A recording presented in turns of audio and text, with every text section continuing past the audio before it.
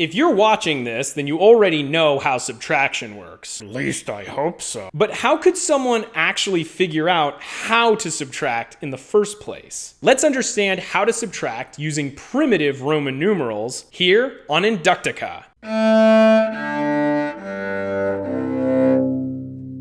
In our last video, Rom used Roman numerals to combine groups together and to find the total. And the way he did this was by stacking the symbols of the two groups together and then using the definitions of Roman numerals to compress those symbols. So let's pick up where our story left off. Now remember that Rom is in the distant land of Seshatet. He's a trader from the city of Babel, and now he's in the town of Seshatet selling goods from Babel for a profit. He has sold all of his Babel goods at this point, and so now he's going to buy some Session goods to bring them back to Babel so he can sell them there to make a profit. So he's now going to be spending his money. Motivation 1.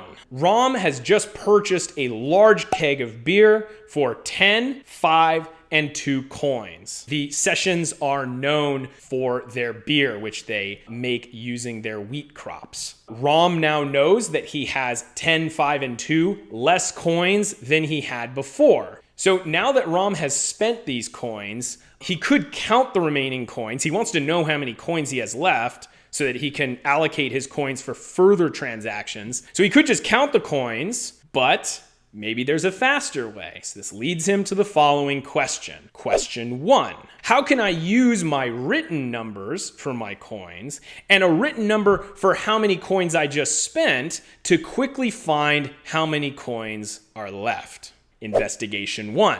Rom previously had 50, 210, 5, and 4 coins. And he just spent 10, 5, and 2 coins. Okay, so he's going to write this sentence out. He thinks about this for a moment, and he realizes that all he has to do to figure out how many coins remain is to simply remove from the first number units that are represented in the second number. So how can he do that? He starts crossing out items in the first group for each unit represented in the second number. Let's say he crosses out an X in the first number. He's going to have to cross out an X in the second number, so he remembers he's already taken that away. What is he doing? He's using the fact that each of these symbols in each of these groups is in one-to-one correspondence with some set of units in that group. The L in the first group is in one-to-one correspondence with 50 units in the first group. The X in the second group is in one-to-one correspondence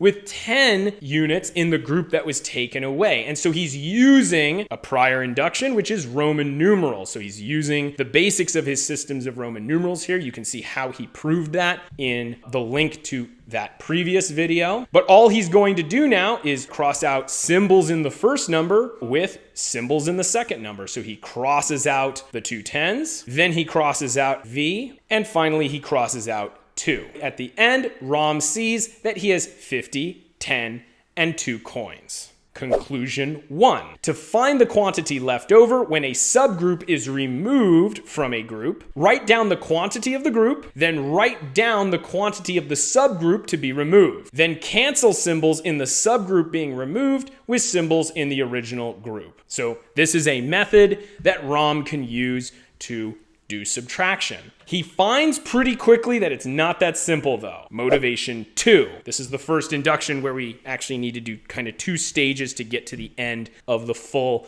invention process of subtraction. Rom now approaches a second merchant, and he sees that this merchant is selling these small furry creatures. He's never seen one of these creatures before. And he says, wow, like, what is this? And the merchant explains, this is a cat. It's used as a family pet. It's a magical, friendly creature that brings you good luck. So Rom looks at this, he says, how much are they? And the merchant, he doesn't have as good a numbers as Rom does yet. So he says, each cat is this many coins.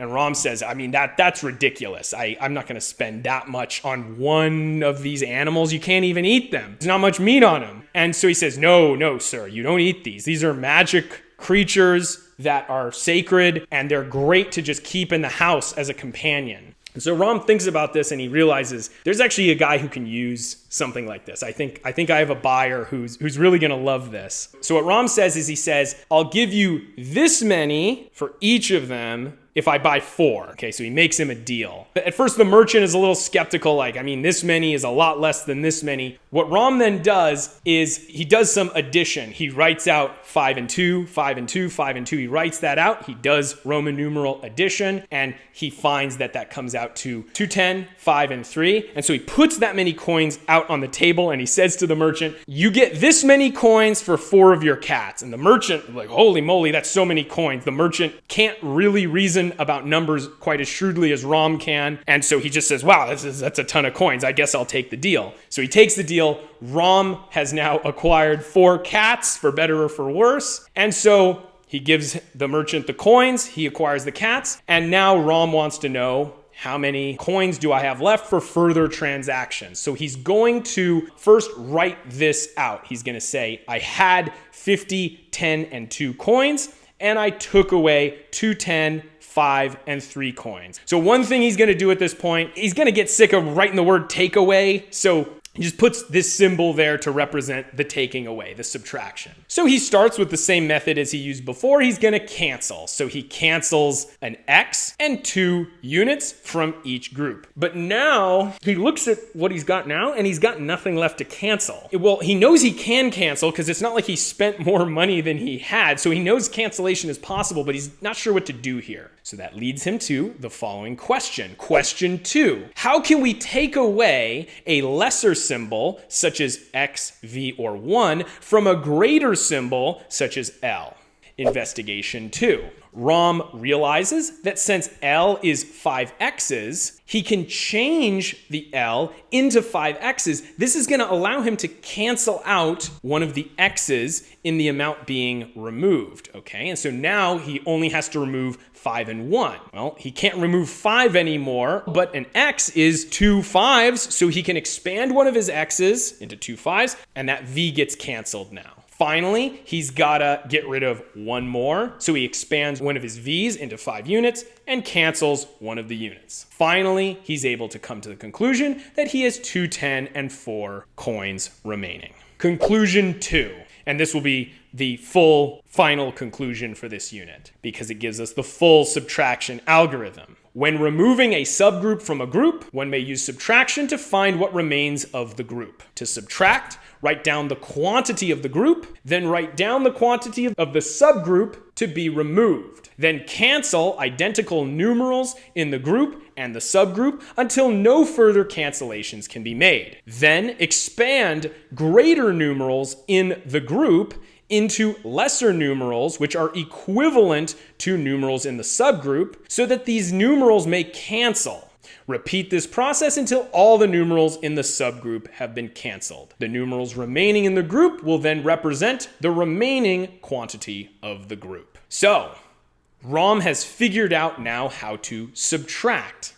And once again, putting our thoughts on paper, or in this case, putting our thoughts on clay, it allows us to overcome the unit limit. It allows us to overcome the fact that we can only have so many items in our mind at one time. We can only commit so many mental processes at once, and the size of any given mental process is limited. But by writing things down, we don't have to hold things in our head. We simply have to point our eyeballs to different parts of the clay to remember these thoughts we had just a moment ago. The clay has now almost become part of our minds as we write on it, or as Ram writes on it. And Ram is able to use the method of cancellation to make a very fast inference. Instead of recounting his coins every time he spends some of them, he's able to write down the quantity he had, to write down the quantity he subtracted, and to find the final quantity that remains. Having a system of numbers is going to give us tools that allow us to go much further in making calculations.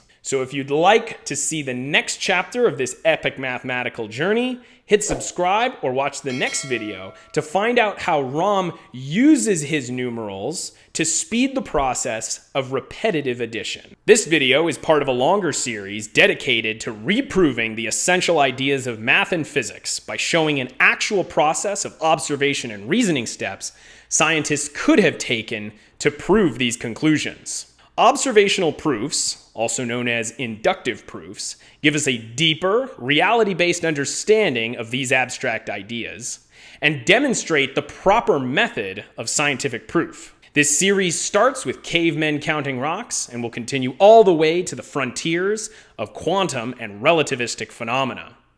This epic story will proceed in a possible order of discovery, since science always progresses by reasoning about observations using what has been discovered earlier.